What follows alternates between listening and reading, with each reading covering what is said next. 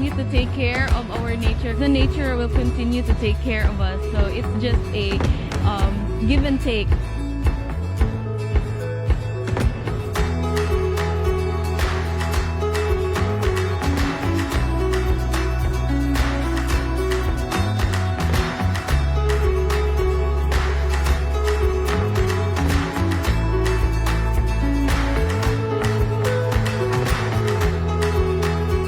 Hangyo ang kanang mga katawhan nga unta mag hinay-hinay ta og labay og basura kay tungod ang atong basura gikan sa upland padung ngari sa dagat.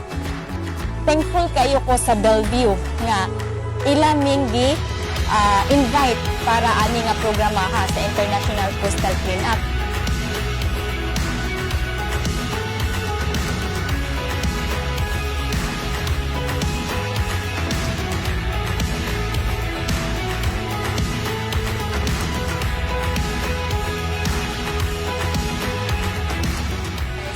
Kabata na sanay na kong nag-advokasya jud ko kabahin og pagpangga sa atong Mother Earth para sa sunod nga henerasyon.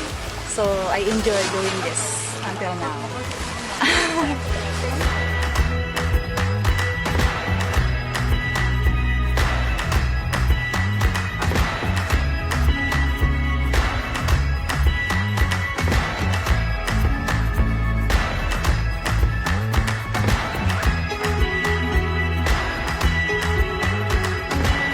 Just want to show the people that it is not easy to clean up the whole beach, and we should start volunteering for events like this. We should start building up even more bigger awareness programs for cleanups and waste segregation and your own waste disposal, even in the household itself. We need to avoid causing these small trashes to accumulate in such a big amount because it is not good for the environment at all.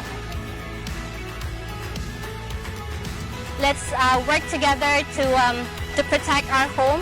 The nature here in Bohol is really beautiful, so let's conserve and protect it as much as we could.